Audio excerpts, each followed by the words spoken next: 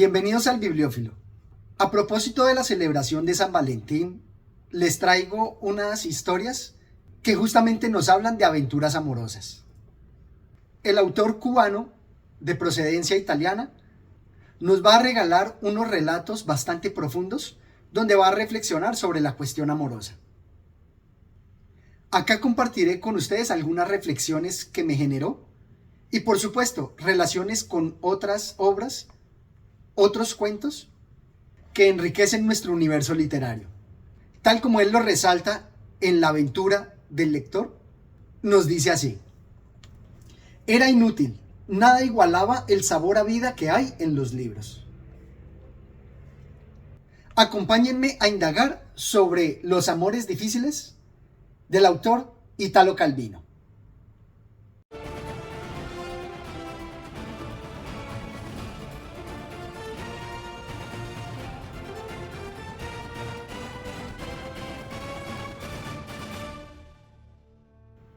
El autor nos va a presentar varios relatos y el primero de ellos logró envolverme enormemente. La historia que nos cuenta sobre esa danza amorosa que hay, incluso con todos nuestros órganos, en especial con las manos, cuando nos viene contando en lo que sucede en un transporte público. Me hizo recordar con nostalgia esas aventuras amorosas que se dan de forma callada y soterrada cuando vamos caminando con nuestras manos y un roce, un toque con el meñique, generan sensaciones amplias y profundas que despiertan nuestros sentidos y las ilusiones de amor. Algunos otros autores, no recuerdo exactamente si en un cuento de Cortázar, de Benedetti o de Onetti, se explora algo similar. Creo que de forma universal se da esta danza de amor en medio del transporte público, y también me hizo recordar especialmente un relato de Yasunari Kawabata, donde también nos mostraba que el amor se da incluso en una parte única, en una parte aislada, no es solamente el corazón. Él nos hablaba de la mano. Y acá también, con motivo de esos roces, me hizo recordar ese relato. La obra de Calvino también es profundamente reflexiva, porque expone sus ideas, esos ensayos que casi que transforma en relatos y cuentos. Me evocaron mucho las reflexiones profundas de Borges, especialmente cuando nos habla de la fotografía, y esa fotografía como una representación de la memoria, o esa fotografía como lo que mostramos hacia los otros, hacia la sociedad, como nos dice acá. Una fotografía oficial o matrimonial o familiar o escolar daba la idea de cuánto tenía de serio e importante cada papel o institución, pero también cuánto tenía de falso y de forzado, de autoritario, de jerárquico. Esta es la cuestión: hacer explícitas las relaciones con el mundo que cada uno de nosotros lleva consigo y que hoy hay tendencia a esconder, a volver inconscientes, creyendo que de este modo desaparecen, cuando en realidad... Pero ¿a quiénes quieres hacer posar? Venid mañana y empezaré a haceros fotos como digo yo. Y este relato cobra todavía más vigencia e importancia en la actualidad, cuando a través de las redes sociales exponemos nuestra vida a través de fotografías. Y justamente cuando hablamos de los otros, a esa vista a la sociedad, me gustó especialmente la reflexión que hacía sobre la desnudez, cuando nos dice: porque la desnudez, que de pronto era como si le hubiese caído encima, ella la había aceptado siempre, no como culpa suya, sino como inocencia ansiosa, como la fraternidad secreta con los demás, como carne y raíz de su ser en el mundo. Y en cambio ellos, los maliciosos de los patines y las impávidas de los parasoles, que eran quienes no la aceptaban, quienes la denunciaban como un delito, como un cargo de acusación, solo ellos eran culpables. Y me gusta porque a través de esa inconsciencia nos muestra que los otros, con las reacciones de las miradas, con las reacciones de los gestos, pueden darle significado a hechos tan comunes o inconscientes como el andar, como el caminar, En este caso, cuando vemos a alguien desnudo en bikini o en la playa. De verdad que anima mucho a la reflexión. En todas las grandiosas aventuras que nos presenta, también encuentro relaciones con otros autores.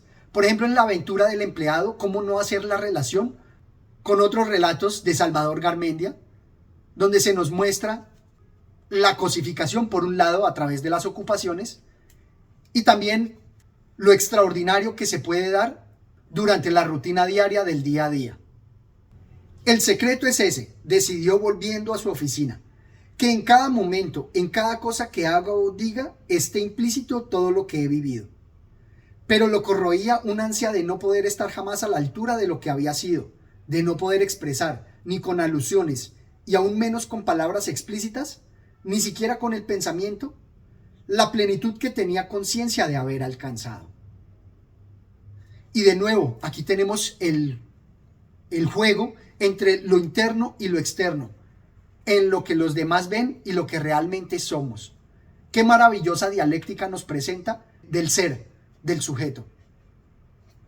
Y de alguna manera me gustó la reflexión que inspiró, en donde nos muestra que una excepción que se quiere hacer a una regla, muchas veces resulta exaltando más lo corriente de nuestro día a día. Y así son las lecturas en general. A través de esas historias excepcionales, le dan sabor a nuestro día a día, a nuestra rutina. Y muchas veces nos recriminan esos hábitos y esas costumbres. O también otra relación en el relato de la hormiga argentina, donde me recordó la importancia de las hormigas en la selva, como nos lo expresaba José Eustacio Rivera en La Vorágine. Una imagen bastante profunda de la gran fortaleza que tienen estos diminutos insectos, que pueden llegar incluso a revolucionar o definir nuestro día a día, nuestro entorno. Y para no abandonar todavía las reflexiones con respecto a otras obras, me gustó mucho esta imagen donde nos presenta unas metáforas similares a las que nos presentaba, creo que en La Broma o en Los Amores Ridículos de Milán Kundera, cuando nos hablaba de los seres humanos que se ven como islas. Acá él nos lo habla a través de los vehículos, de los carros que van en la carretera.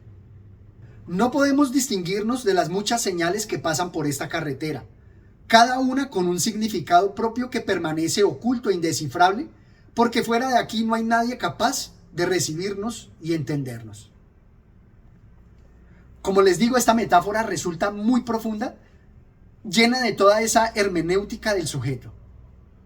También hay metáforas similares sobre este aspecto en El túnel de Ernesto Sábato. Y tal vez en una ocasión posterior haré un video reflexionando sobre estas metáforas. Por lo pronto, déjenme en sus comentarios qué les parecería esta idea. Otra de las imágenes que me pareció bastante profunda es la de el miope. Creo que con esta metáfora logra desentrañar muchas de las relaciones de los sujetos con la sociedad. Y cómo no ver allí el tema de las etiquetas o de los nombres, tal como lo expresamos en el video de Luigi Pirandello, del difunto Matías Pascal. Nos dice así: ahora bien, el paso de la categoría de los hombres sin gafas a la de los hombres con gafas parece poca cosa, pero es un salto muy grande. Si piensas que cuando alguien que no te conoce y trata de definirte, lo primero que dice es un tipo con gafas, ese detalle accesorio que 15 días antes te era completamente ajeno, se convierte en tu primer atributo, se identifica con tu esencia misma. Creo que sobre esta imagen no se puede añadir nada más. Resulta de una profundidad filosófica encomiable. Y lo que me gusta es que todas estas aventuras amorosas que nos presentan están enmarcadas dentro de ese tema. No nos aparta de la principal relación que existen entre los seres humanos, que es el amor. Tal como lo expresaba Octavio Paz en El fuego de cada día, o en La doble llama, ya no recuerdo exactamente. Pero me gusta mucho que él nos representa la profundidad de ese sentimiento desde distintas perspectivas, incluso en nuestro interior, cuando a veces ni siquiera la persona que amamos se da cuenta de todas nuestras acciones. Él estaba ya en la tensión de los días que pasarían juntos, en la afanosa guerra de las horas, y comprendió que nunca lograría decirle nada de lo que había sido para él esa noche que ya se le iba desvaneciendo, como toda perfecta noche de amor ante la cruel irrupción de los días.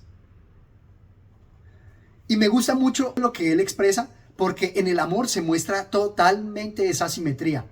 A pesar de que nos amemos y nos correspondamos íntimamente, siempre va a haber esta asimetría, donde la otra persona no sabe con exactitud todos nuestros sacrificios o todo lo que hemos hecho. Y asimismo no vamos a conocer los sacrificios del otro. O también un rasgo fundamental del amor, que es la idealización que hacemos de nuestro objeto amado. Él nos lo presenta así. No quería darse cuenta porque hubiera sido reconocer que se había equivocado, de modo que seguía atribuyéndome dotes, autoridad y gustos que yo estaba muy lejos de poseer. Pero en el fondo, quien pudiera ser realmente yo era una cuestión de detalle. Y ella no quería ser desmentida por una cuestión de detalle.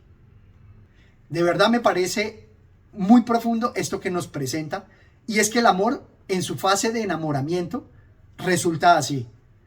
Idealizamos a nuestro objeto de amor y no reparamos en los detalles. Finalmente, en el relato La nube de smog, tal vez no está totalmente relacionada con el amor, pero me gustó mucho encontrar la conciencia ecológica que él presentaba ya desde los años 50 y que resulta muy vigente en la actualidad. Esa gran preocupación que tenemos con respecto a la conservación del ambiente.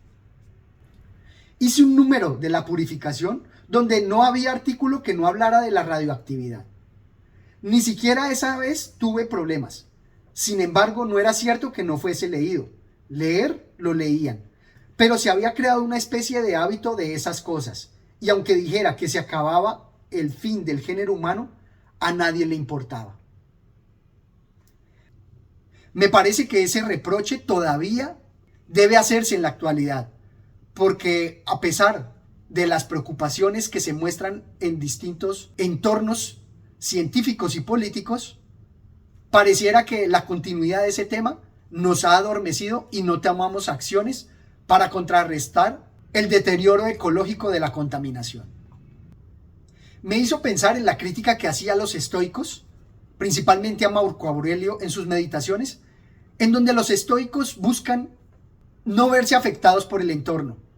En ese orgullo de distanciamiento e indiferencia ante los demás, creo que podemos caer en ese crimen de la indiferencia hacia esos problemas tan críticos.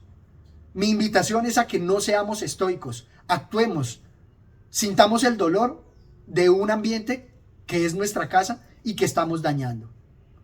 Sería algo así como ese amor hacia la naturaleza, que por supuesto, tal como nos lo dice el autor, es un amor difícil. Esto es todo cuanto tenía por compartir con ustedes. Los animo a que lean esta obra, a que celebren San Valentín con todas estas aventuras que nos presenta el autor, que me dejen sus comentarios, se suscriban al canal y me acompañen en una próxima oportunidad. Gracias.